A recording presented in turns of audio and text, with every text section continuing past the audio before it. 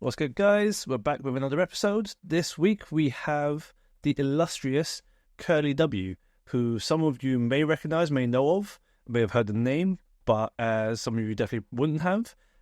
She does a lot of work for Evo, but I'm not going to take away her limelight. What's good, Curly?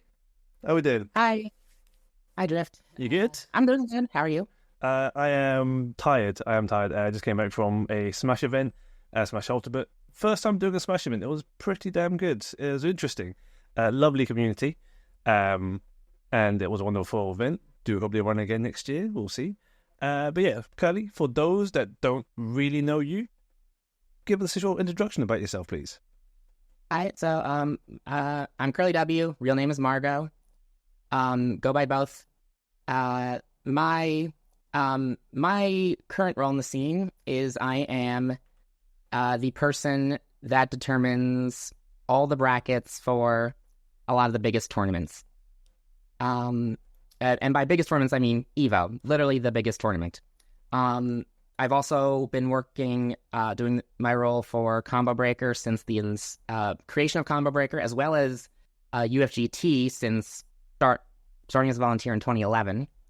Also worked on CEO. This year I did Evo Japan for the first time.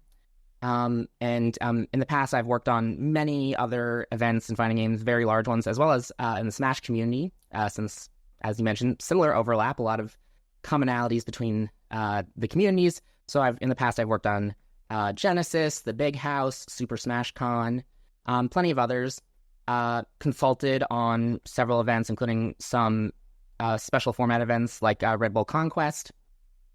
Worked at Twitch Rivals for a year, did a few fighting game events with that. And yeah, that was all a hobby for a very long time. I actually had, during most of those years, I was working as a data scientist. I also got my PhD in applied math. Around the same time, I was getting started in the fighting game community in Chicago. And yeah, basically, I've had my hand in behind the scenes for a very, very long time, working on, tournament schedules, tournament flow, various other logistics related to that. I'm officially credited as competition director for Combo Breaker, though that is a role I made up myself. Because before it just said bracket girl on the website, and I was just like, I gotta make this seem more important. It's too much work to not put on like a resume. 100%. You do a hell of a lot for the community, for these events. That resume of that list of events. That list of events is quite long, quite amazing. In some cases it's underselling it, but if we go into like the more specifics, it'll be very boring, very math heavy. Well, we can go into, well, we can start. I mean, you've got a PhD in applied math. Oh, was it applied maths? It wasn't my applied maths. Yeah. My memory is completely shot right now. But applied maths, that is definitely more maths than I could ever think and dream of to do. So I'll stick with the basics. So, Bracket Girl was the start. You now what was the title for Combo Breaker again now? As a competition director. Competition director. So because we didn't want to be like TO or No, you're not. Is event director. Yeah. Rick and Kat are event directors. Yeah. So talk to me about that title. What you do a lot of things for Combo Breaker for all these events. So what exactly do you do for Combo Breaker? Yeah. So to get more into like the specifics of like what do you mean make all the brackets or the schedules. So my work, it is literally that. I do determine everyone's bracket paths and as well as schedules for all the players in all the main tournaments. And in Combo Breaker, that is a lot of main tournaments. Last year was 24. The year before, 2023, there was 29. And with the events, with the tournaments, making everyone's schedules. So I determine like what time everyone plays and who they play, as well as their bracket paths. Part of determining the schedules for all the players is accounting for obviously skill seeding, making sure that the players are appropriately reflective of their skill, and the top players are separated, not expected to face till later on. I work very closely with many community members for each of the various games to help with that. at this point, for most of the games, we've many years of working with these people, using kind of a seeding process that I like to think I spearheaded. I also, in terms of determining everyone's pools, I also make sure that there's no schedule conflicts. So a lot of people will enter multiple games at Combo Breaker or at Evo, and I have to make sure that they're not supposed to be in two places at the same time, not just for their original pool, but what if they make it out? You have certain players that make it out in a lot of games, your Sonic Foxes, your Chris G's. Make sure that, like, even for them, that they don't hold up the tournament as much as, you can physically allow. And then on top of that, also the geographic seeding, since for a long time, especially back when netcode for fighting games was worse, in order to practice, you had to play with your local scene. So if a bunch of people from, say, UK came to Combo Breaker for a tournament, it's my job to make sure they're not projected to play each other until way later. They're all in separate pools, as well distributed as possible. And to this end, I built, using, something I did learn in graduate school as part of my applied math degree to create a optimization sort of pseudo algorithm that does all of that. That I've been, working on since probably 2013 was when I started writing stuff for automation of, for initially locals and then larger, building it up to solve these more complex optimization problems. Yeah. On top of that, also printing all the brackets, also uploading them to the bracket website. Originally, this was Challenge. Now it's, of course, StartGG. I've actually never used the StartGG UI to make tournaments. Good. No, I have a lot of knowledge of both Challenge and StartGG, more than a lot of people who even worked there or used to work there. I've also worked very closely with the staff of both and developers of both sites for on occasion for in the past. So in some cases, like, you could kind of say, like, just guidance on feature design. Yeah, more than bug fixes, a bit more than just more than a little bit more, and So I mean and again, we can get into more of the specifics surrounding those. Also have code that helps print the brackets in a much more nicer template style than what you would get printing directly from either of those websites. Yeah. And these templates were used most recently at Evo this year, as well as at Combo Breaker. In fact, we unveiled newer templates that I had a whole redesign of this year. Worked with an artist for that, Monique Sammy. Okay. On top of all of that, just determining the overall tournament schedule in advance. That's a whole working with projections of where we think the final entrant numbers will end up, and tracking as reg flow comes in, knowing that, like, certain games tend to register earlier than others, and others tend to wait till the last minute. Figuring out, of course, how many equipment needs, floor plans. Often also working with, I mentioned, figuring out schedule conflicts for players. It also goes into incorporating other conflicts, like if someone's on commentary and they're also playing. We have, several commentators who like to also compete. Rip as a obvious example, Ebonic Plague, another example. Have to make sure that they're not scheduled to have to, play while they're commentating. Yeah. Including if they make it further on in the tournament. You got to think about projections, how the whole tournament flow works. My mind is just really blown right now. As well, there's just so many components that I could keep going. You got, like, community tournaments. I do help with the selection of those. I used to do even more on Combo Breaker. I'm working to do less these days, partially due to the size and just the entire undertaking, as well as just working on Evo is also a very big job that spans many months before Evo starts. Yeah. And then, so most of my work is actually well before any of these events start. Of course. Yeah. There's a lot of prep. No, a ton. I mean, it used to be way more. I used to also do the volunteer schedules. Those were always very hard. Yeah. I mean, one of the things, especially with Combo Breaker, that I'll mention, is whereas, like, most events, we'll usually set, like, a limit on how many games you can enter. Yeah. To sign up for.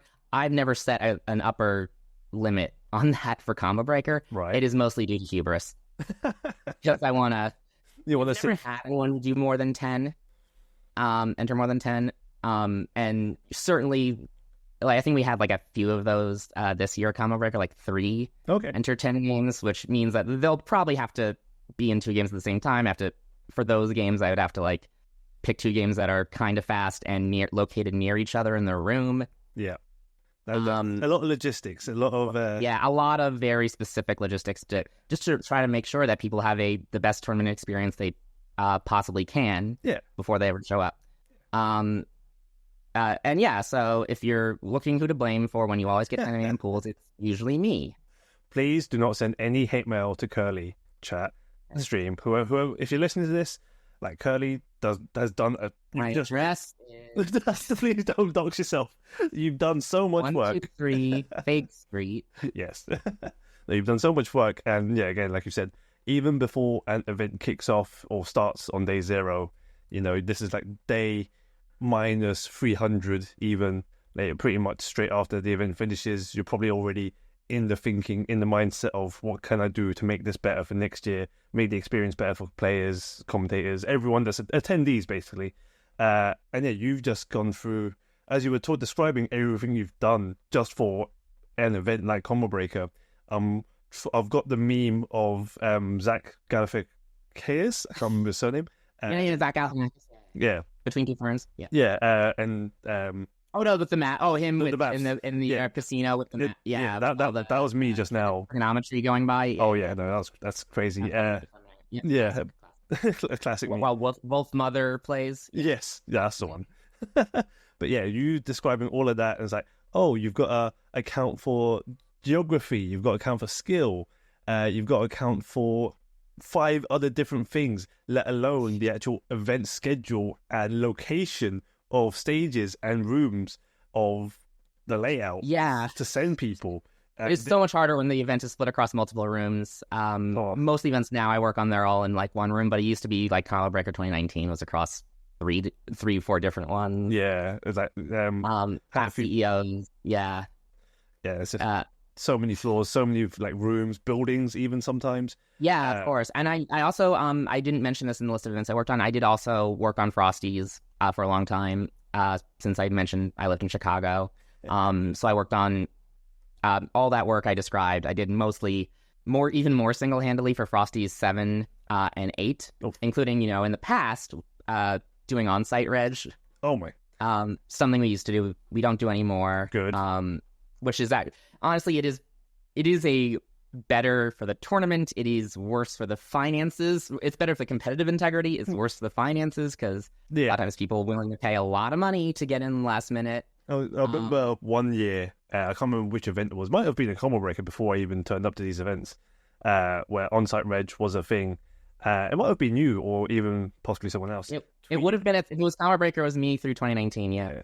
Someone tweeting like, "Oh, cool! If you're gonna be late reg, it might have been Jabali actually for CEO. Like, it could have been him. Yeah. Offered late reg, and it was gonna be like maybe $500, and you were in the last pool without seeding, and then you just got off survive. A few of those had those. Yeah. That's usually like kind of the trade off. Yeah. If even Evo did years ago unofficially. Have that unofficially doesn't do anything. If you go to some of the old EVA brackets that are still up, like from 2014 maybe. Oof, okay. There's some brackets. I think it's Marvel has 2 buys making it to top 16. Amazing. And I believe those are 2 people who like either forgot to register or like weren't going to, and then decided last minute. Sure. Yeah. So Marvel players. But guys, whilst you're listening to this, thank you. Please like and subscribe. But like I've just mentioned, please don't be a late reg. Sign up as early as you can. Support the event because it saves money. It helps us plan. Does everything. Predict schedules and final numbers. Yeah, and so, it's overall just way more helpful. But even then, we know how like I said, how like reg flow tends to go. You get rough numbers. You have rough estimates. The maths doesn't lie. You can sort of work out flow and trends of all of that fun jazz. But you mentioned your algorithm that you've been developing for seeding purposes or brackets purposes. Started in 2013, I think you said. About was when I started roughly starting to like use code. Stuff that was already doing for grad school and research.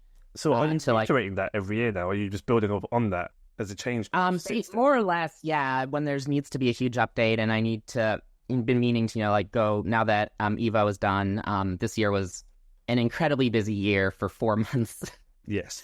From Evo Japan, which like I said, first time getting to work on Evo Japan, which was an amazing experience. Yeah, how was Evo Japan how was your view of Evo Japan for you setting up? So unfortunately, I didn't get to go. I was able to join the team. I had to join the team kind of late, last minute, because I wasn't sure if there'd be room in the budget even to bring me on, or the opportunity. Plus, we wanted the hope, at least from Evo Japan 2023, to see an improvement for the attendee experience to 2024.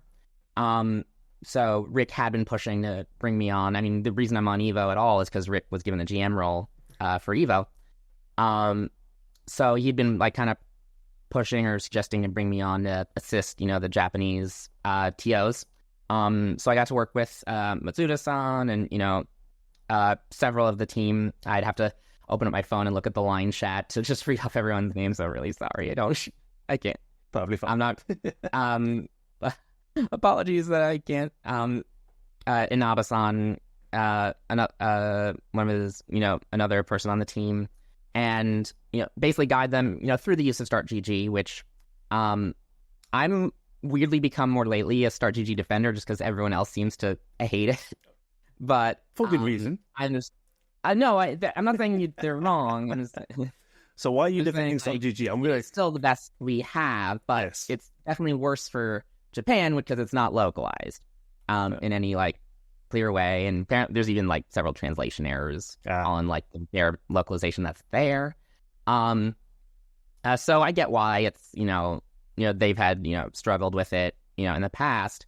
So a lot of it was helping guide them on how to use it. Certainly part of me joining the team was taking the making the brackets away from them and the schedules, so they don't have to use the OI, and I can make them through my system and the API, as well as the printing, which was a huge issue for them last year.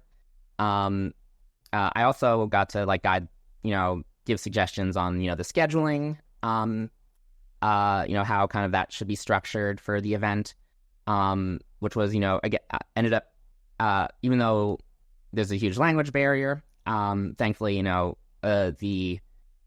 we had Alex Vaiseth, who's team member on Evo and is a TO I've worked with before on Big House. He's mostly a Brawl Smash 4 Ultimate TO, but he's also lived in Japan for years, speaks fluent Japanese. Maybe the only person who could do the translation for these sort of specific TO terms that we use. Yeah, like Double Jeopardy and certain other factors, certain other things. So thankfully he was part of it. But the main thing that helped was using Excel. We can communicate through Excel. I designed this is what the schedule should be. We get it. And yeah, so that was a huge, great experience. I said I didn't get to go, but I was on call during the running of the event. So thankfully I'm on the West Coast in Seattle right now, so it wasn't as bad as it could have been. No. And I just got the ping to recreate for when they got to the next round. They want the new set of brackets printed. I would rerun my code to do that, so they wouldn't have to print from Start GG or write 100 names in by hand. Oh, yeah, I've had that. Where and half the names are kanji or various other characters. Yeah. So yeah, that was. But yeah, no, it was a great experience. So hopefully I get the opportunity to work on the team next year. Like I said, it was 4 months from Evo Japan in April all the way through to Evo in July. Very compressed tournament year. Yes, yeah, it's a lot of work in very little time. A lot of prep work for yourselves and everyone else behind the scenes, working to make sure everything runs as smoothly as possible. You obviously had a massive job in trying to make sure the attendee experience was as good as it could be for the amount of players at every event. I can't remember Evo Japan numbers. Do you have the numbers off the top of your head? Yeah, it was Street Fighter 6 was by far the biggest, 4,000. Yeah. Because this was also the huge, and although this helped a ton, this was the first year that you actually did have to pay to get in the door. Each individual tournament entry was still free, but there was a venue fee for the first time, so that at least cut down on the number of DQs, which in the past was quite massive. High. Yeah, they still were pretty high, but it was a lot lower, I think, this year just from that alone. Great. Yeah, so it was 4,000. It was still overall smaller than Evo for every game. Yeah, it was much smaller on all the other games. I think Tekken was 1,000. Oh, okay. Or so. I mean, the game had kind of just come out. Yeah, it was 2-3 months in. Yeah. Well, it was still early. And then everything else was less than 1,000. I think Third Strike was fourth largest, and that was 300 or so, 400, I think. Yeah, okay. And at Evo it was 1,100. Crazy numbers, especially Evo Vegas. And I'm going to start differentiating these different Evos because that would help. Yeah, one more on the list. Can't wait. More coming. There's more coming. Fingers crossed. You get a bit more breathing space and a chance to help out. Maybe even come visit France. I'd love to see you out in the EU. I would love. Yeah, no, I definitely would love the opportunity to work on Evo Nice next year. Hopefully, I'm able to get that opportunity. Like I said, I know if it was funny seeing Damascus. Damascus' reaction when they announced it, because again, he's resident of Nice. Yes. He didn't know it was there, and he's just losing it. So he's now became the Nice Tourism Bureau. He's doing an amazing job. I can't wait to visit. He is a great guy. Oh, he sold it. Yeah. No, it's definitely a lovely place. Good location. I like the location. I like the venue from what videos I've seen from Damascus. But yeah, well, fingers crossed. Well, hopefully, if we can bug Rick enough and get the ball rolling, we'll get you out here. It'd be amazing. But yeah, so Combo Breaker, Evo Japan, CEO, and timeline wise, it was Evo Japan first, then you basically had Combo Breaker, CEO, and then Evo. Yeah, and CEO was again with Evo being only 3-4 weeks after CEO. It was very tight. Needed a ton of help from the CEO staff to kind of do some of the kind of prep work that otherwise I do myself, but I needed them to kind of handle it and get the data kind of structured correctly and seating. So thanks a ton to Duelist, Alex Basante, and of course Dennis, everyone who we all know. Great guy. LTO. Yeah, no, of course. Thanks a ton for their help. So they helped a ton to just get all the data kind of set up for me, so if I could come in and kind of just finish it off and run the code and generate all the brackets for them. But yeah, it was definitely a crazy 4 months, for sure. We got through it somehow. Definitely. Everyone seems to have survived. No one's everyone probably needs a holiday right now, to be quite honest, still. I am absolutely been taking, some time off. Good. I do I am gonna probably, I've been occasionally helping some other events in minor ways. I actually just got back this weekend from C3. Oh yeah, doing city convergence in Milwaukee. Which I've close friends who are the organizers for that. Rick was also there as well. He drove down from Minneapolis. Rick and Kat and Tira. In fact, the whole family was there. Oh yeah, I saw the pictures of Rick and Kat and running brackets. And everyone looking very good. I definitely was sure to talk about Rick was actually running Kat's. The bracket Kat was supposed to run. Oh, okay. Yeah, it was. It was definitely fun to see. I mean, he played as well. He competed. I don't think he any notable results, but he did play in his pool. I did hear that. I think I got to the venue right after that though. I got there a little bit late because I was driving up with friends from Chicago. Fair. But it was great to, of course, see everyone. Shout outs to the whole team for running that. I mean, it was super cool that they got to be a CPT event and Daigo just happened to be there. Very unexpected, but pretty cool. Great job by the whole team. Lizardman, Jake Johnson, Magic 4 Esports, and I believe it's the Milwaukee. I forget the exact name of it, but they're the Milwaukee kind of esports. Milwaukee crew. Shout out to you guys. Yeah, there's you kind of connected them with the Milwaukee Bucks. Yeah. With the TO teams I just listed to put on this event. So it's super cool. Definitely. Shout out to you guys. was watching most of it, or some of it, whilst I was working, because it was overlapping with my Smash event I was at. Event looked great. Crazy one-day CPT event. A lot of killers, a lot of local killers, which was great to see. Oh yeah, for sure, yeah. There's definitely a lot of people there. I was like, who are these randoms? It's like, I've known this guy for like 14 years.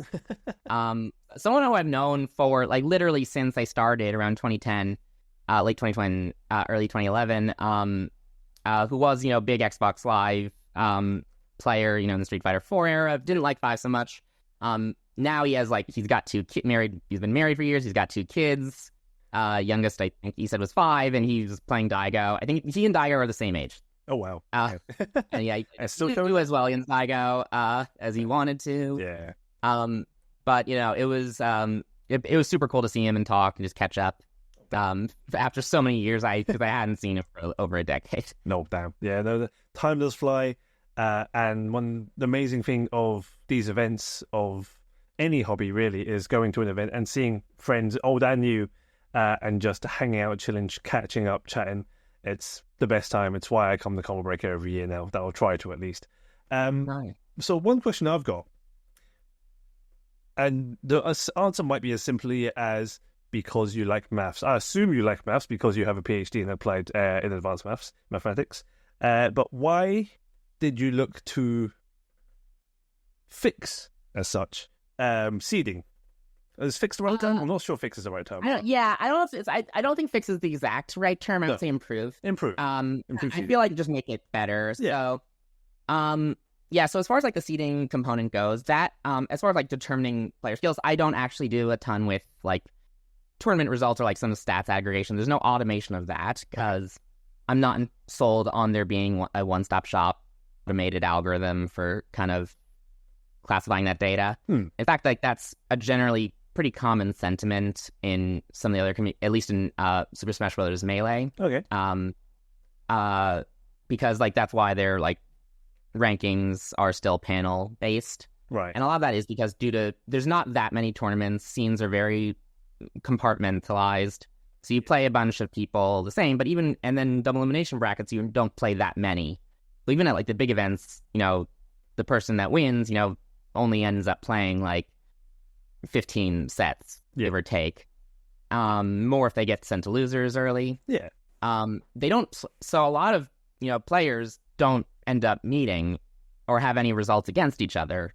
That makes it kind of like harder to kind of balance, like at least algorithmically, like the seeding based off that without some sort of just kind of human eye to kind of look at see like which results are more impressive, what kind of balances out versus other things. Not to mention just general data availability for fighting games. It's better now that more things on StarGG, but there's still a ton on Challenge. There's still a ton of players, especially for fighting games, where we don't have a lot of knowledge of them because if they don't travel very often, they're confined to their region. Yeah. Example of this, we could probably say, is Kangaroo, this past weekend at C3, who beat Brian Epp and Daigo. Yes. And I'd known him for like over 10 years because he was very, very strong in Street Fighter 4. Dudley, he was...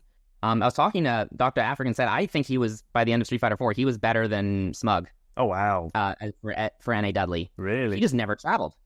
Ever. He like would maybe be at like every other combo breaker. Okay. Not even every one. Yeah. And in 5, he played Karen. He was very good at that. And, this tournament, he was playing Akuma, and he beat Daigo in the mirror. And like I said, people like, who's this guy, this Midwest random player? Like, no, he's been around a long time. He's been very, very good for a very long time. So what? He was also in the, I believe he was in the Chipotle, the 2v2 event last year. Oh, okay. The online one with Joey, and they made the top 8 finals for that. Oh, wow. But no one knows who he is unless you happen to be watching these old tournaments. Yeah. Or be Nerdy times he goes out of state. Yeah.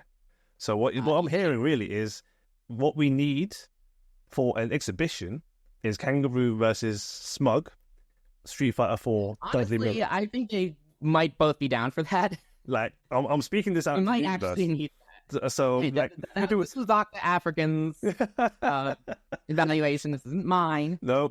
And again, he said it was subjective. That's just what he thought. I'm still down for an exhibition. So if I'm talking, whoever wants to get started, like, you're welcome. Like, get talking. You know what they say. You can't tell anything from a mirror match. It's fine. But yeah, no, of course, yeah. Seems better. But so as far as like, I always feel like I don't think there is going to be like a true algorithm. You can get, look at the data and the stats and see, and aggregate, then just kind of view that and based on like how you think, how like, the individual seeders or like, groups of seeders feel like the stats reflect a person's skill. Yeah. And then as you get further down the list, when you're like past the number of people that are obvious household names, then the stats can come in and give, a handy kind of window and to see like, okay, how the skill of the rest of the players in the pool, and maybe pick out some hidden gems that you wouldn't have known about otherwise. But I don't think there's ever going to be like a true solid algorithmic method that everyone's satisfied with for seeding these, especially these open tournaments. Again, open entry, anyone can enter. You do get people, super OGs just coming back and who are like, they haven't played the game, they don't practice it, they may not own it, but that they're going to beat a bunch of people. Yeah. Just based off fundamentals alone. So, like I said, I work with, various community members who I know kind of follow the games, very well. It's often players, commentators, other TOs. Yeah. A whole group. Some are just fans, like just really, really big fans. One of the main Tekken seeders I work with, his handle is KB. He's mostly a fan of Tekken. Okay. He's also former. I would say former, but he is a Melee player and works with people that do Melee seeding, so he knows how seeding works. Okay. Because in Smash, they do take seeding, very seriously. I would say in some cases too seriously. But at the very least, they understand the importance of, like looking at the whole picture of the results and evaluating players that way. And even then, like, I was still like part of my impact on the Smash scene was like, okay, you can stop seeding players at 64. After that, it doesn't matter as much. Just leave it like in tiers. Yeah. And the tiered method of seeding is the thing that I kind of brought in, and how I think about how seeding should work, which is a method that comes from tennis. For example, US Open going on right now. Okay. Their seeds, like, they always have the 1 and 2 on opposite sides of the bracket, but then 3 and 4 sometimes they flip. Okay. But then 5, 6, 7, 8 they'll randomize and put in the 5, 6, 7, 8 spot. And I consider that tiered seeding. Right. There's no like true 5, 6, 7, 8 seed. Although in tennis there is, but that's because tennis is based off a point system, and even then with the strict point system, they still have randomization in that. Okay. Here with fighting games, we just say these people are seeded 5 through 8. They're all on an equal level. We randomize them.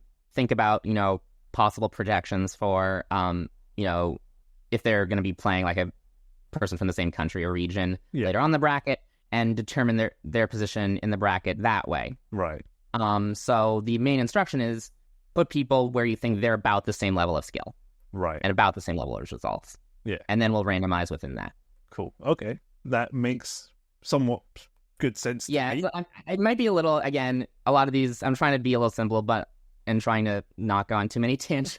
Right? That's perfectly fine. No. I will rein you in if you don't want to too many tangents. Yeah, the idea is that I try to get across is say, group people how you think they should be grouped. There's no necessarily specific number. There's some guides on like, it would be nice if you followed this path of like even numbers, but it's not even numbers of groups, or powers of 2 numbers of groups, 4, 8, 16. Yeah. It's not required though. No. The main like focuses are like the groups get larger as you go down the tiers.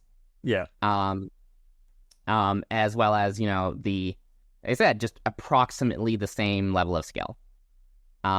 Especially and it helps for various reasons. Because not only does this, let us seed more people than we might be used to in the past. Sure. We also, it helps avoid, because when we get the list from the people who like are doing the seeding, because it's still randomized after that, what the actual bracket paths are, they can't actually rig it. Okay. It's not possible to rig the tournament. No. And in the past, like years and years and years ago, there was always worries about like, some tournaments being rigged. Yeah. Not rigged, like, for people's friends. You hear these stories from way, way, way old back in the day. Yes. Or just generally, cases of, whoever's, making the bracket doesn't know of this player from wherever the hell in Chicago. Yeah. So they end up unseated, or whatever. But as a result, but they know that New York players, but I can't say anything. It used to be, if you go back to UFGT days, if anyone who came from New York, we'd assume was a high seed because they moved there from New York. We just assumed everyone. Doesn't matter what their actual skill was. Yeah, that's the arcade, right? That's where everyone came through. Just assume, they're coming from New York. They're coming from California. Oh, clearly they're like a top 8. Yeah, sure, obviously. Why not? Doesn't matter who it was. Yeah. But yeah, but that's as a result. Like, it avoids any like hard possibility of something being rigged. Yes. They don't, because even the seeders don't have full control about who plays who and where they go. Because who plays who matters a ton too. There's a ton of really matchup specific things. Yeah. There's so much to think about, and it's mitigation of risk, I guess, of collusion, of rigging brackets. Collusion, a ton of little components that are less common nowadays. But, we did have to think about back in the day, and that's kind of how the system came into place. And in general, since, it's kind of like this tiered system, I kind of described it as a happy medium between what Smash used to do, which was literally seed everyone from 1 to 256, however large the tournament was. Yeah. And just strictly often, and then fix geographic conflicts after that, the fact, to something that the goal is to not take that much time to figure out what the difference is between who's the 60th best player and who's the 61st best player. Doesn't really matter at that point. Sorry to say that much. They're probably approximately about the same. Yeah. And again, like tournaments, sometimes you do need to get lucky. Yeah. Sometimes, luck is a factor. Sometimes that's a huge component of it. It's just who's the best on that day. Yeah, exactly. That's all tournaments do. You could sleep funny, you could sleep well, and if 60 and 61st one wakes up better with a nicer sleep, does better that day, then that's just it. That's just the luck of it. Yeah. Your controller could be working. Could suddenly be like some of the buttons could suddenly give out. Pad disconnects. Happens all. So many factors possibly. Yeah. So I think like you said, the grouping of seeding is you've sold me on that already. So hopefully that sells to everyone else. Moving slightly on. Got a different question for you. So with all this work you've done, and you've done a lot of work over the years, let alone the past 4 months of this year to run Evo Japan to Evo Vegas. What do you class? What is success to you? What do you class as success? That's a good question. I think it is a very stressful process. The code does, take, it's like overall the code that does the scheduling is takes 3 days ish, give or take, and there's certainly several times you have to do manual fixes. I would say success is the tournament runs smoothly. At the end of the day, I think that's the biggest component. Other things you can't really factor in. It is a very like I said, as much as I like math, a lot of things are just not mathematically measurable. This is one of them. So I would say generally the biggest method of success is the tournament's done or winding down. How do we feel? What is the energy in the room? How do the players feel? Is everyone kind of everyone on the staff is exhausted, but are the attendees, players, volunteers, are they still excited? Are they still energized? What's the overall vibe? Again, it's very not quantifiable. But that's general. I've said for a long time that TOing is a lot of work, and no one really does get paid the amount that for the work they put in. It's nice that we get paid for doing what we love, but we're understandably, everyone is willing to take less money than if they were working an event for something they didn't care about. Yes. And that's just how these sorts of enthusiast hobbies work. It's the nature of things. No one is driving a Lamborghini. I started playing theaters since 2022, since tournaments came back, because I felt like they are putting in work to do this. They're taking time out of their day to go look at the entrance. In some cases, it's thousands of entrants, and figure out like, okay, figure out like then, you know, putting them in a rank order. Yeah. And so when we try to get everyone paid, of course, and for like who does the work on the event, we all are still like, admittedly, we're doing it because we love fighting games. 100%. And so that's why everyone's there. Yeah. So when the event ends, and so TOing, like I said, often a thankless job. And when the event ends, though, if there's like this kind of vibe, like, yeah, we did it, we pulled it off, we made it happen. All those weeks, months of work. If you're just coming back, I just sneezed. Don't worry about it. When the tournament ends, and the air in the room where, yeah, we did that, all that work for the past several days, weeks, months, it was all worth it. People had a great time. We all came together, and you just kind of sit in that air, and that is like the best payoff for TOing. Yes, I say. Yeah, I feel like that was often the best feeling. That kind of like a little bit of euphoric contentness. Yeah. I've seen Rick have that. It was at Combo Breaker 2019. It was actually Saturday night, and 2019 was a very stressful Combo Breaker. A lot of small reasons. There were just some logistics issues that hadn't happened at previous CBs to that point. Yeah, and I believe at the time one of the worst setup days. A couple of setup days. 2019 was still Pheasant Run, wasn't it? Issues. Yeah, it was still Pheasant Run. Yeah, okay. There was like I remember one of them being that someone accidentally drove the forklift into the, you know, kind of loading door at the Mega Center, and broke the loading door, and there was a storm coming. Yes. And the loading door is like right next to production. Oh no. Where all the wires are. Yep. Yeah.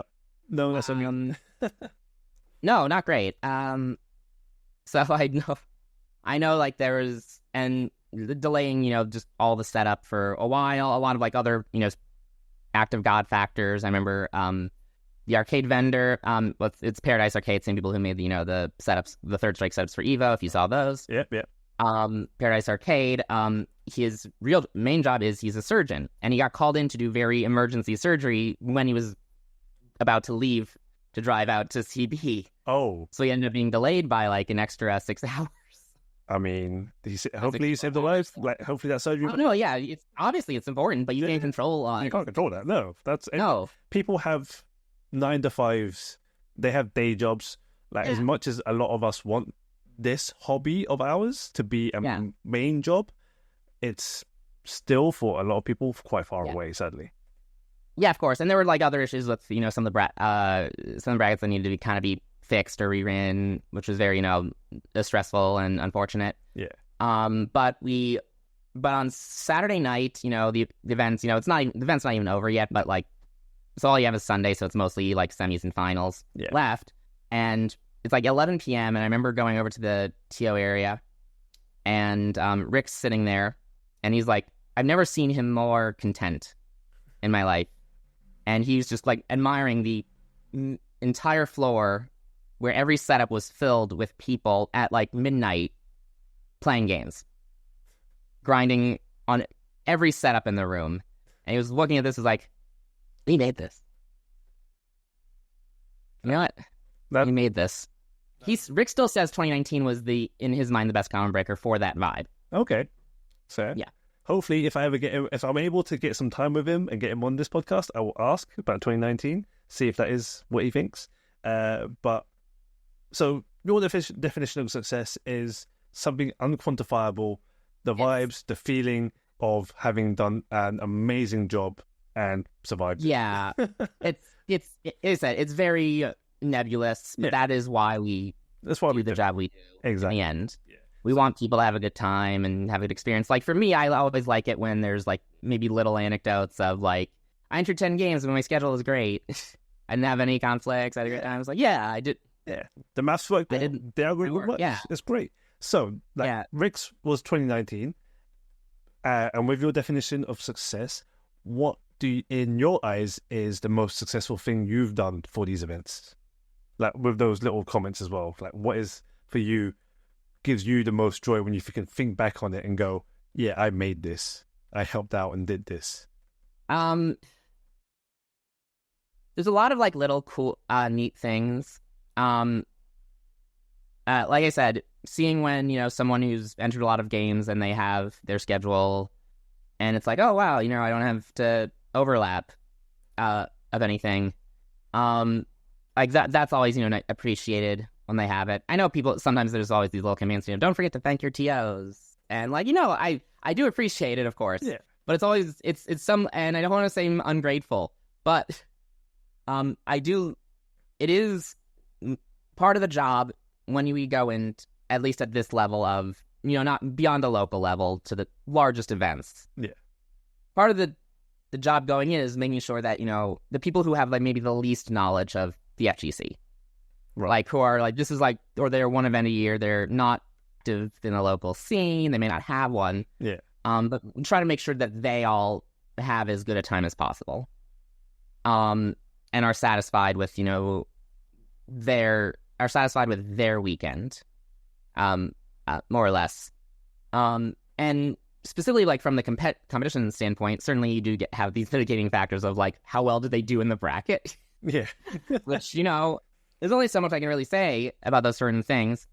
But every now and then, like you see these. I think one of the things, which again is something I don't fully control,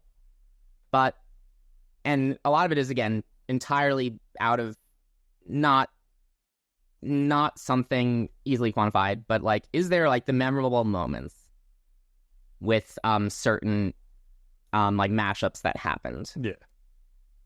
So I would say like in terms of a specific moment of something that I did do and contributed to.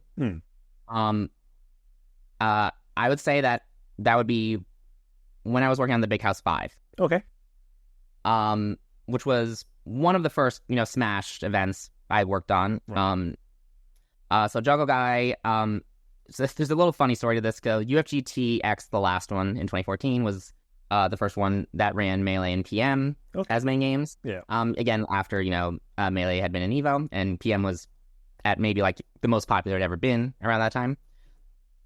And we, Juggle Guy, Robin, TO of Big House, happened to come to UFGT that year, drove over from Michigan, and he had an amazing time, yet he raved about like logistics and scheduling. I'm like, okay, I like this guy. Because they did the Melee and Ami podcast back then, and like he came on, he was raving about like, oh man, it was so efficient. It's like, yes.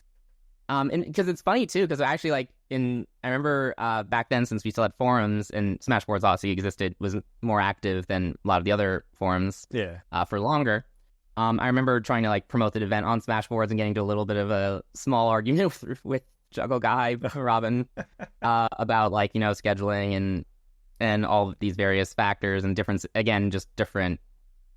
mindsets between Smash and FGC around that time.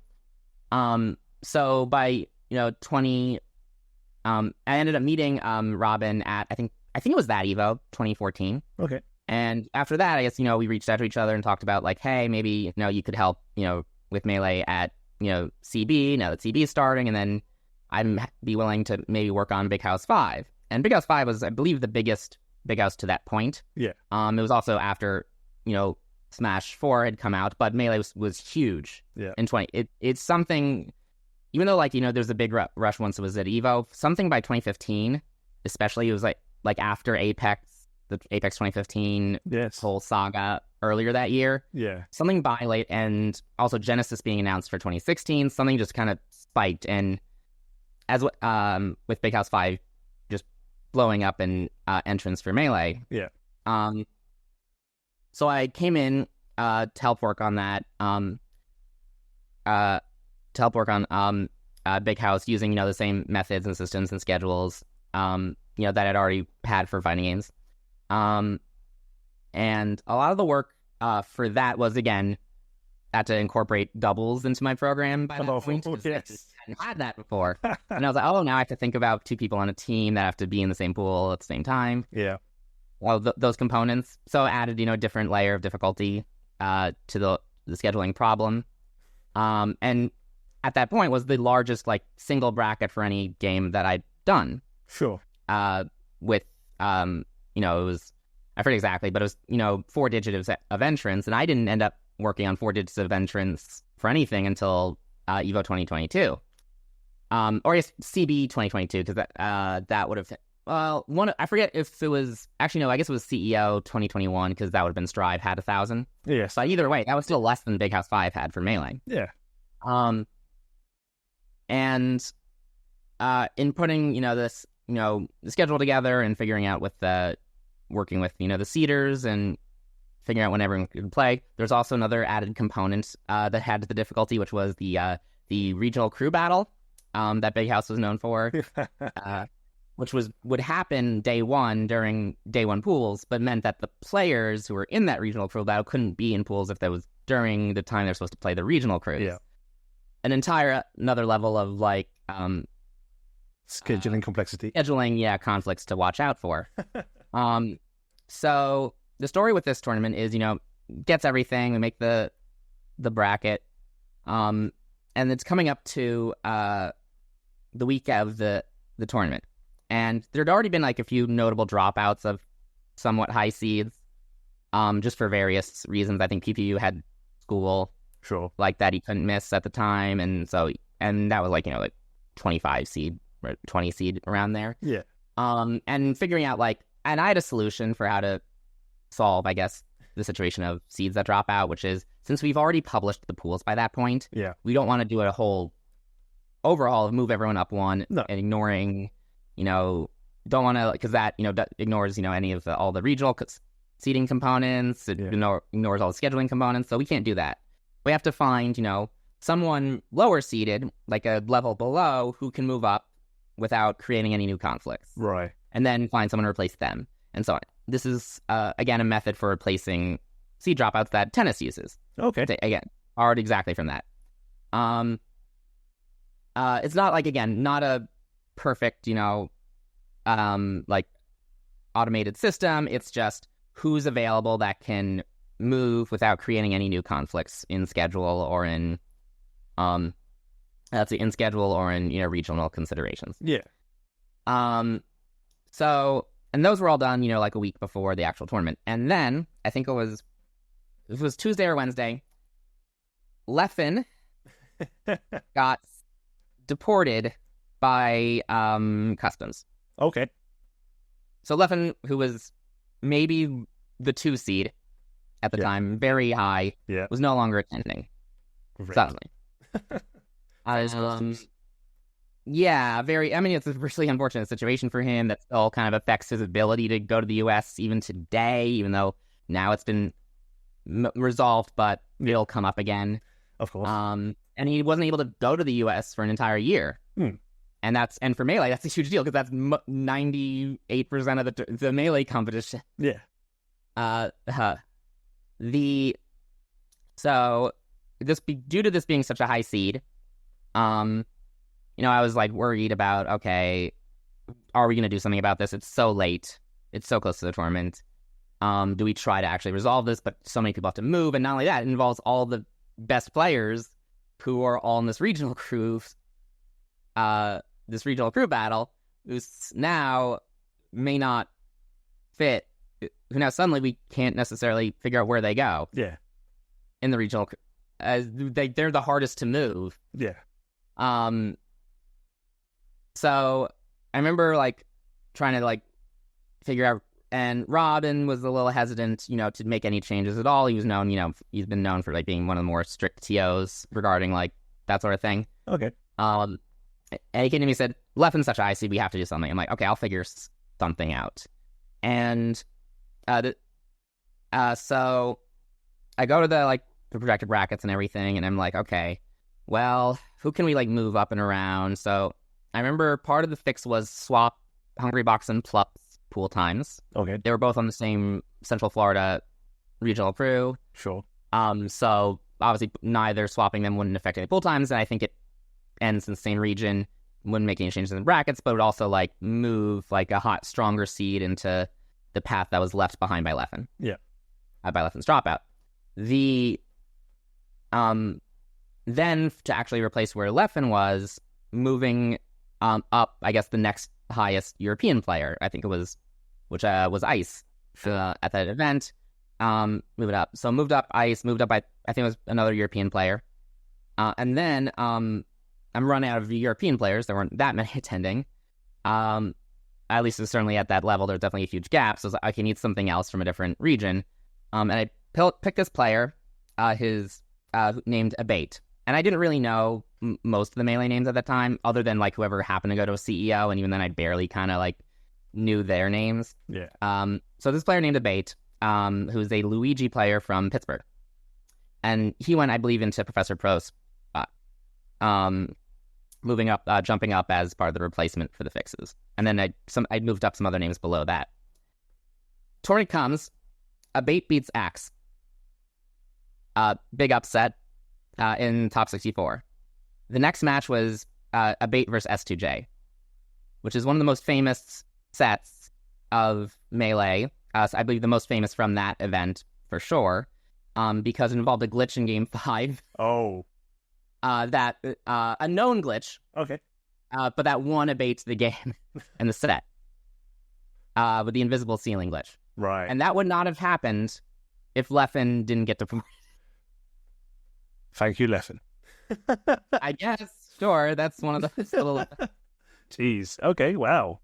That is. Yeah. Definitely a butterfly effect.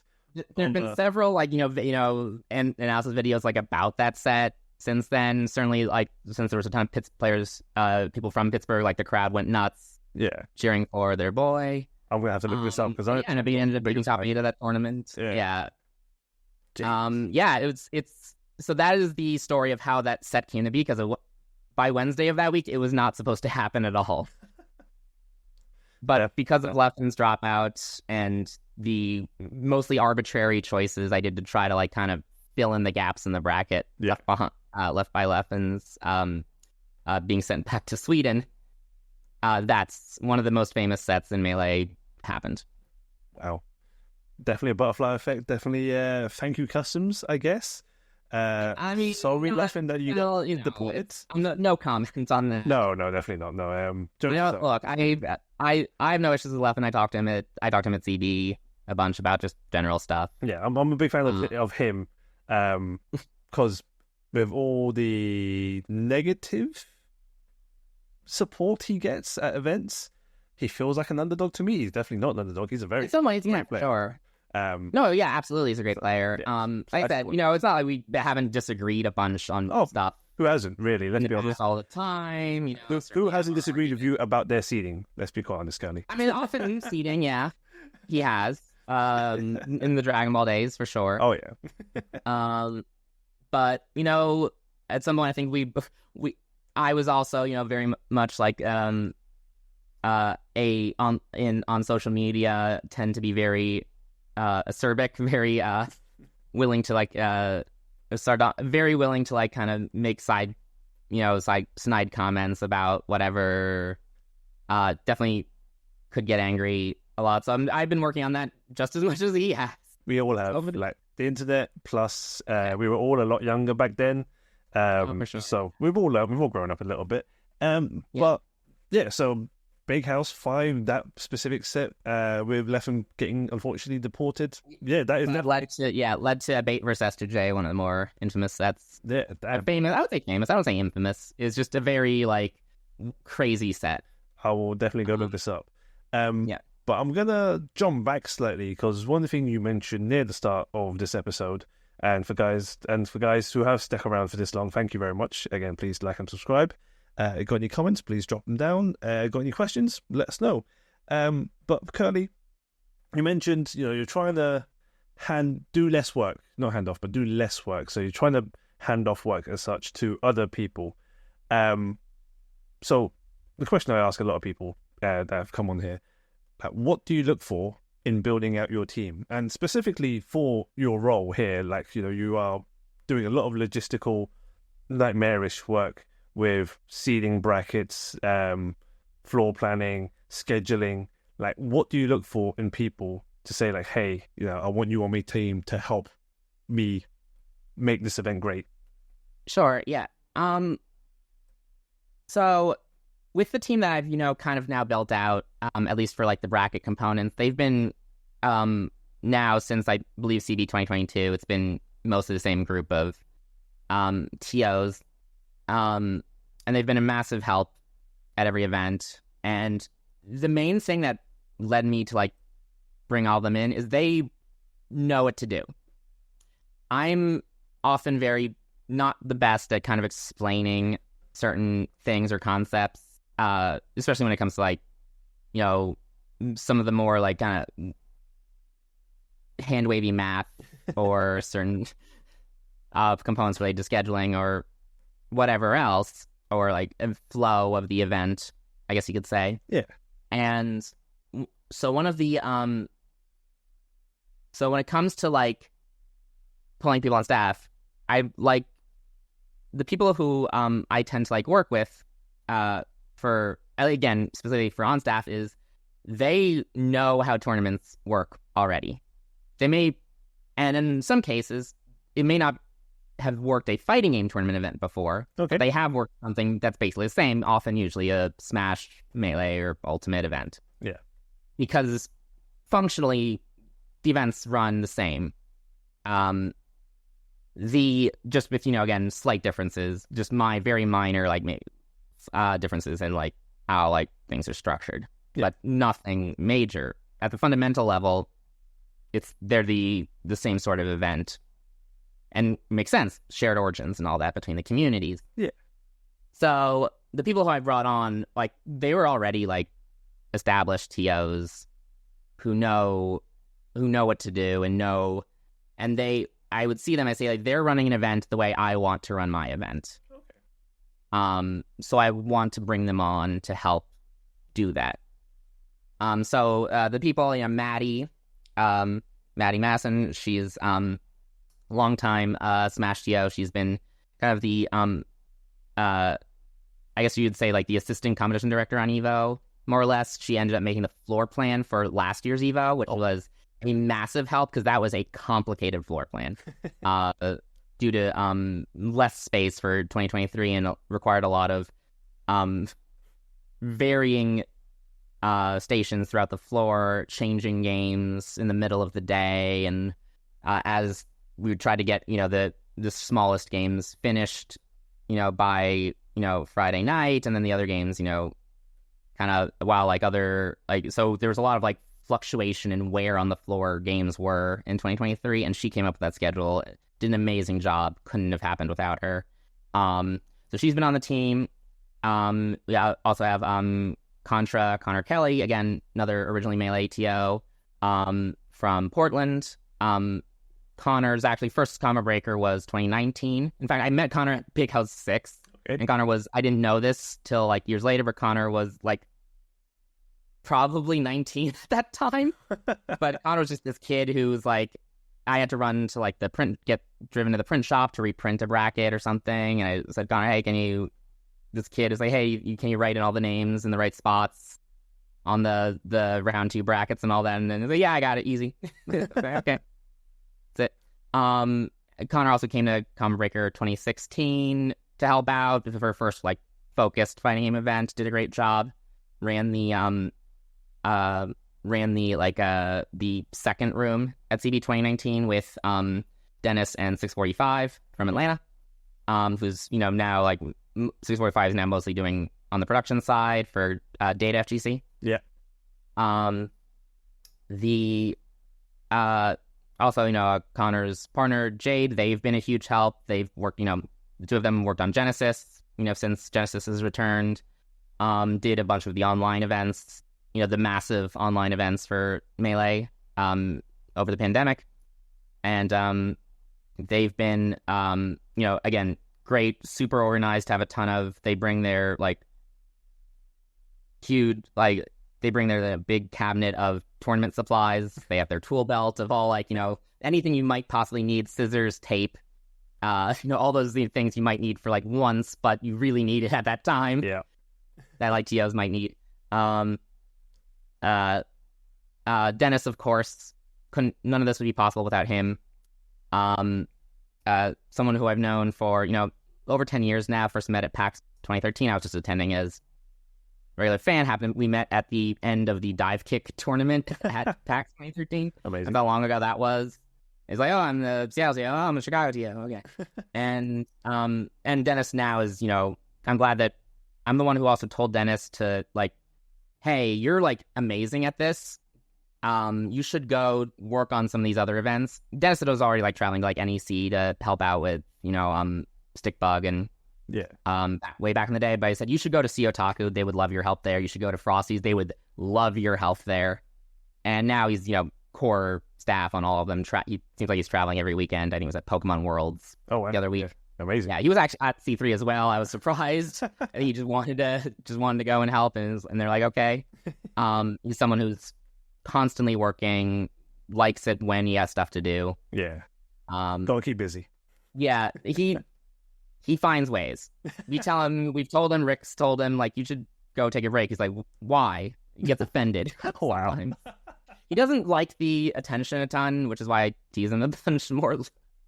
A bit, like when I got him to be the flannel model at CB 2023. Oh, was that you that made them? Yeah, I tricked him into like... I tricked him by like doing a walk and talk and then ran into the media room and we closed the door. Oh, Curly. Yeah, but like he's probably the most famous flannel wearer in the FGC. Before, more events now sell a flannel at it, but CB was the first, and he came and would take those and would wear them all the time. And still does.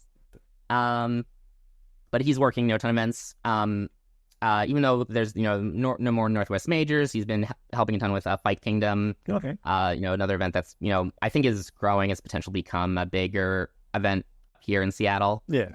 In the Seattle area in the future. So that also several others have joined the team. Both Maddie's partner is a Strive player. Who's one to help, picked up, did a great job. We have Run the Mix Pete from Minnesota, who's again been staff at a lot of these events. Runs Mix Fest out in the Twin Cities. Okay. Building up that scene there. Since the return from the pandemic. Yeah. Several, and those are like that's like the current kind of like group of people on this team, and like I said, they all know kind of what they're doing. Yeah. As far as like the seeding goes, I've mentioned a few. KB is just a huge Tekken fan, follows all the results from all over the world. Yeah. And has like a good sense of how to evaluate players' results based on evaluate players' skill levels and accomplishments based on those results. Yeah. Incross, can't speak enough about how amazing Incross is. Great person. Yes, of course. Again, not just the person who got the fighting game Liquipedia to become like a main Liquipedia, taking it out of the alpha, despite Liquipedia not really being built for fighting game results at all. Nope, no one. Not, unfortunately, it's not really built well for that. But he managed to put a team, got a team. They've got a lot of volunteers now. And even Incross took over from George and Ade, who were basically the only two people doing anything on it for years. Right. And Incross took in, now it's like the source of truth for a lot of these tour events. And that's just on the Liquipedia side. He's also, from doing this, knows all the results. So he's amazing at seeding for Street Fighter 6, for KOF as well, which is, of course, his main game that he plays. Yeah. And the fact that he's able to do this is, I can't sing his praises enough for how great he is at just being the guy who knows these things. There's not many people who kind of just pick up, especially in fighting games. It's more common in Smash, people who follow all these results all over the country and even at the local level. Fighting games don't really have that. The FGC doesn't. Traditional fighters, we don't really have that, partly because there's so many different fighting games, and each fighting game individually is, at least in the English-speaking world, is smaller than any Smash game. Yes. Yeah. Even if combined, it could be larger. Even if, Evo still is the most famous event, more famous than Combo Breaker by at least 100 times. We don't really have the same level of, tracking results. And part of this is because there's so many games, people dabble in so many, people fall in and out of them. Yeah. Like, we'll pick them back up. It varies. So it's not like an easy thing to do to track, like, no, figure out, like, okay, who's actually good? It's not so easy. It's maybe a little easier now thanks to better netcode, online events. We now at least have some measuring tool for, like, the games that have, the solid netcode are these, at least for people who are lesser known or from lesser known scenes, to, like, kind of make a name for themselves, stand out. Boost, for example, was at C3. Oh, okay.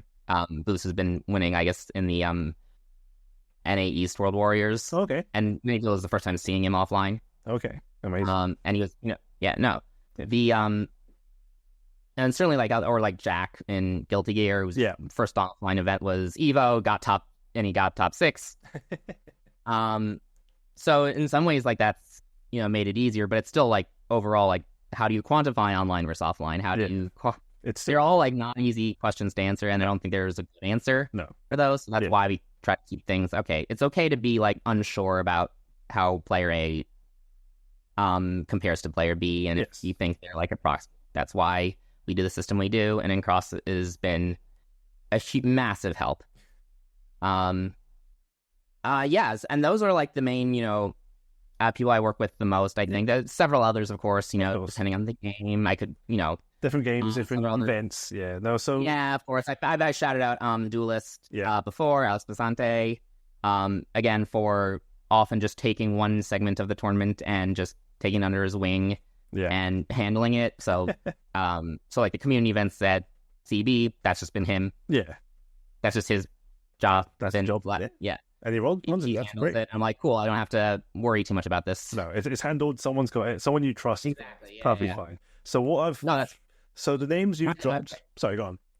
I know, yeah. Of course, I have to mention, Artemis, who does all the volunteer coordination for CB and Evo, which, again, massive job, massive undertaking. A lot of staring at spreadsheets for a very long time. Could not happen without her. The rest of the Evo team, there's too many people to shout out, honestly. It's a behemoth of a machine for all these events. The fact that you get to work with so many and trust them as well is amazing. What I was going to say really was, with all these names you've mentioned and giving a little bit of background of them, one thing I've basically learned is get your teeth stuck in to locals and then to regionals before moving on to major, obviously. To get the experience before, to help then start understanding how to run a bracket, how to schedule things, how to basically do the event as such. Doesn't have to be from Smash, but just so no, of course not. Your team. Smash these complicated formats all the time. It's like, I don't need to teach you anything. You know how this is easy for you. It's a double elimination bracket. This is like singles only, double elimination. You do weirder things. I'm fine with this too. Yeah. So, like, how this works or how it's supposed to work, or like times when I'll try like maybe like a weirder section, like some like weirder scheduling thing, which we tried to do, I think, at CB 20, I think it was 2022 or 3, I don't remember which one, where with something I borrowed of having round 2 and round 1 pools run at the same time, so you can air the round 2 pools, more of the round 2 pools than you would otherwise. Little concepts like that again, borrowed from Smash. A lot of the things that I did introduce in the fighting games, I did kind of steal from other things. I mentioned tennis. Another thing that I first saw Smash tournaments do that I was like, okay, this actually makes sense, which was 3 out of pools instead of 2. Used to be fighting games, it was always 2 because it's the easiest. Don't need like any website to tell you how to do that. And I remember at Big S5 seeing someone, at a discussion explaining why they felt 3 out of the pools on the best. I was like, wait, 3 out? Oh, that works really well. So we brought it into CB as 2017 for the first time. And now I'm glad that like every event does that for fighting games now. There's so few 2 out events, except, when it's kind of like required based on size. Yeah, sure. And, but now like so many events adopting 3 out, 4 out, 6 out, it's really cool to see. Yeah. They all agreed like, yeah, this is probably better for the player experience. Yeah, you get to play more games, basically. Getting Chipotle cards. Yeah. More Chipotle cards, definitely. So I just have to quickly look at my notes. So I mean, I think we've answered this question already. But getting exposure to this role is basically just running locals, running regionals, learning from that, building out the event. Building up is a huge component. Yeah. I mean, it's hard to like. There's no like one obvious way, and I do think that a lot of us in the scene could be better at like creating like a pipeline for like training, that sort of thing. But a lot of what we do is so kind of like we self-taught. Yeah. That I'm not surprised like not such a thing exists. Yeah. And certainly like when it comes to delegating, and it's been hard for a long time to like be willing to give up control on a lot of stuff. Oh yeah, and we had to learn that over a long. I learned that over a very long time. Rick had to learn that over a very long time. Yeah, this was part of the learning process. Yeah, but in terms of learning, it's again you just start at the small level, and see if you can work your way up. If you like volunteer for a few years, you eventually become known. You just pick up extra shifts. Yeah. It means you probably will give up playing in the event. Yeah, that is the sacrifice that TOs make. True. Yeah. So that's just part of what we do. It's at some level we say like, look, I love the community, I love the people here. I want to put on a good event for them. I don't need to play. Yeah, I want to get more enjoyment out of their enjoyment. Exactly. There are definitely people like that. Yeah. I was gonna say something that I've completely forgotten. The last few episodes of this keeps happening. But I'm going to carry on with my line of questioning at least. So, with giving up... Actually, no, that's a lie. We're not giving up. With, obviously, building up, you used to basically go from local regionals to majors to international events, putting in the time, to get recognised, to be trusted to do all of this, and potentially giving up playing because, you get more enjoyment of other people having a better experience overall, rather than you going 2-2 or whatever you may and get your Chipotle card out of it. You don't need a maths degree.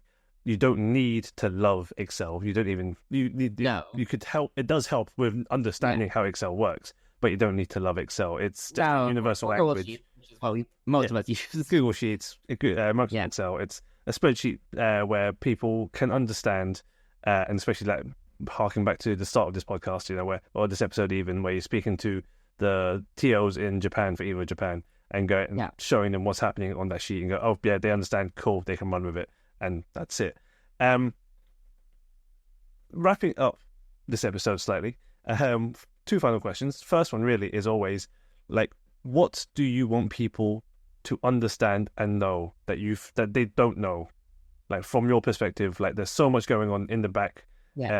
In the background that you do a lot, but people don't realize. What do you want people to know and be more thankful? Sure. So I would say that what I do with my code, it works it's very useful for the biggest events, but for the smaller scale, it's not really that necessary. You can definitely do all of that, just in Excel. In fact, I used to before if the tournaments got too big that I had to automate it. I just had a huge Google sheet and color-coded it, and I would assign people to pools that way. It was by hand how we had to do it. So I think, you don't necessarily need... my code is now, it's public on GitHub. GitHub, Margot Phoenix. It's not good code, I'll say. It's not the most readable, but it is public. If you want to take, a month and figure out what the hell I was thinking back then, because I would like to know too. In fact, it's not like, I would say like you don't need any of that though. Especially when you start small, like you said, if you want to run something just for your local scene, it's not super, especially if it's like online, it's a lot lower investment. Just running a bracket for, small group of friends. It's not super difficult to do. And if it's something you might like, there's ways to get involved, of course. There's always tournaments happening. in most parts of the country, and if not all over the world, you can have an opportunity to participate.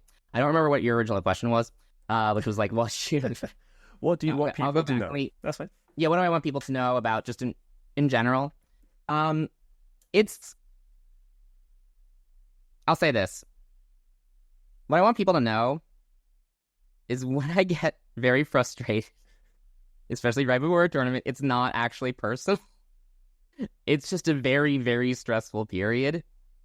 And this is true basically across the board for every TO that I know that does this sort of work on brackets and before you make them public, before the feedback period. It's stressful. The worst sides of us come out. Running events, even mid-event as well, ends up being like a lot of us may not appear great. And we're not always, thinking like, okay, how is this going to be perceived? Because a lot of the times we're behind on schedule, just the way of tournaments. Things need to be done. It's better if they're done sooner. You want the pools up sooner so people can have more time to give the feedback, review it, and you have more time to make changes and get it finalized. And if you don't get it up sooner, then everything's delayed. If the code's running slow, it is a stressful time. I've pulled several all-nighters this year already just for, again, manually fixing some conflict stuff following the randomization, runs of the randomization code. Because it doesn't fix everything. It just gets things pretty close. So it's not personal. I'm not actually mad at people. I don't actually hate them if I'm doing screenshots of, funny feedback. Then I'm just like, are you kidding me? And thinking about it, I'm just like, look, here's the thing. A friend of mine was working on SmashCon and did that. I'm like, I'm enjoying this because I know I've been there. It's very funny when it's not you. Yeah. When it's you, it sucks. Oh, yes. And that's our venting method. I swear I like, especially now in retrospect, I don't like that I'm that angry about things at those times. Sure. So I apologize to everyone I yelled at online. And it's just these tournaments, I take them way too personally than I should. It's my work. I care about it. We do it because we love it. I want to do a good job. It's not that I hope that I'm doing a good job. It's not that I don't think I'm never wrong. I've definitely gotten complaints from players upset about something and then took it into thought about it. It's like, okay, maybe they have a point. Maybe I can improve on this in a way that I'm happy with without just doing what they want. Maybe I can have a way of solving it my way. Yeah. And that's often how improvements are made. But it sucks that we have to go through the whole conflict thing of arguing over social media to do it. But it's not personal. I would like it more if players, I would say, that's it. I would like more if players did reach out with their problems to us directly first before tweeting about them publicly, whether it's before the event, whether it's at the event. I would also like them to look at their pools sooner and bring up if there are any problems. Several of them do this. Not all of them do this.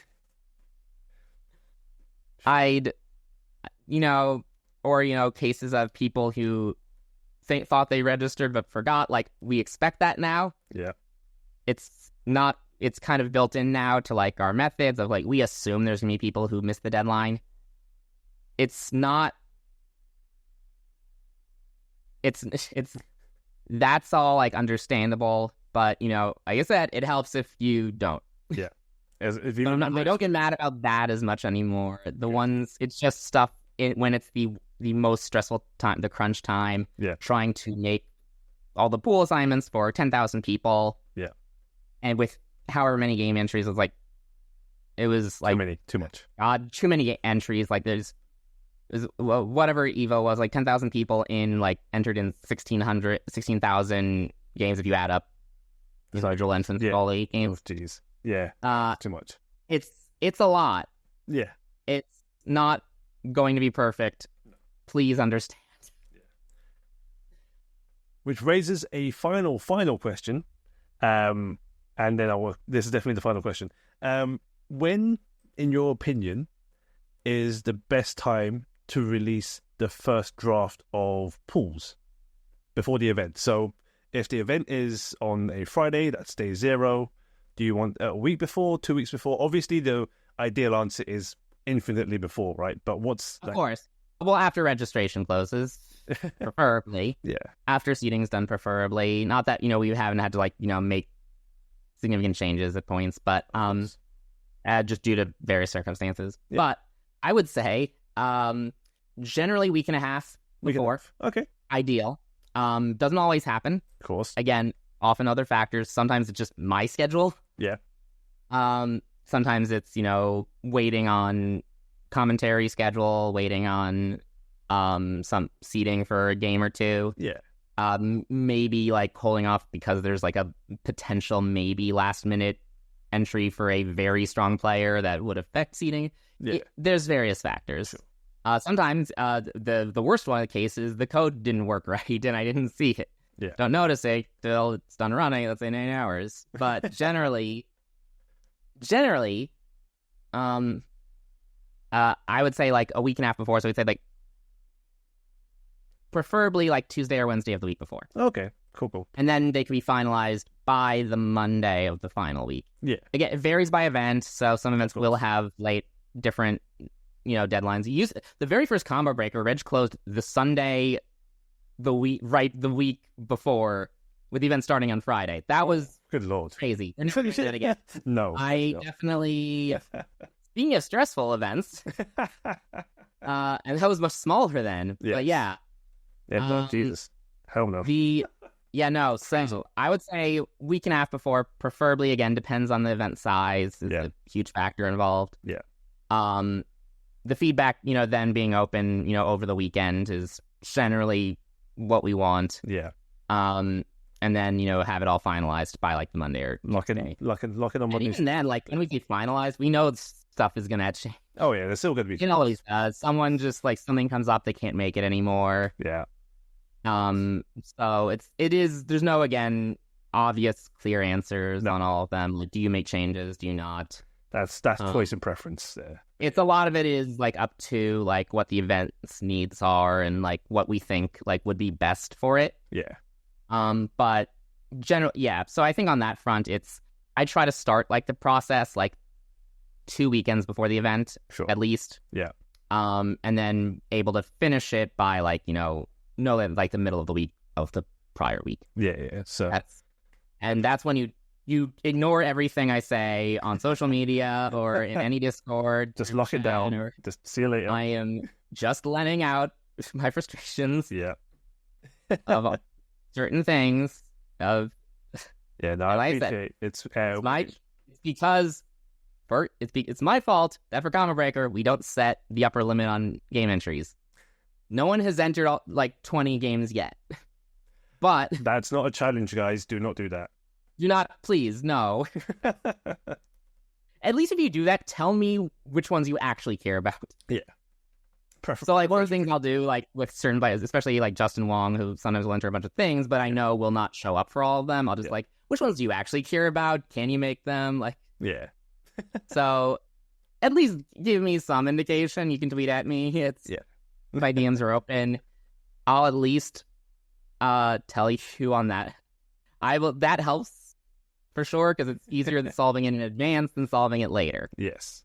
And speaking of DMs, closing this episode out, Curly, because I appreciate I've taken up a lot of your time, and you still have most of the day ahead of you. Anything you want to shout out? Anything you want to plug? Where can people reach you? Speaking of DMs, if you want people to reach you, that is obviously your personal preference. Sure, yeah. Obviously, I'm on Twitter still. I know that's where everyone is. It's CurlyW, CurlingW. The reason for that is because one, I used to do curling when I lived in Chicago. And also CurlyW was taken, and I don't want to do underscores. I've checked; it's still taken. So if I change it, I might. But it's CurlingW on Twitter. I am on, of course, on other things. It's CurlyW on Discord or whatever, and Margot Phoenix on MARGOTPHOENIX on Instagram, but more importantly, GitHub, which is where the code is if you want to check it out. I am going to work on it, I swear. I know I said it's going to be more, but it's when it's on your own and there's so much to do, it's very overwhelming. Exactly. No. So please be patient. I'm doing the best I can and trying to get it usable by more people than just me. Now, again, as I said, I do have a bit of time now, so it might be possible. Any other shout outs? Like, I listed off a ton of people. I could list off, I didn't even go into like my whole history of like how I got started or people from the scene, Shout outs, of course, to the whole Chicago scene.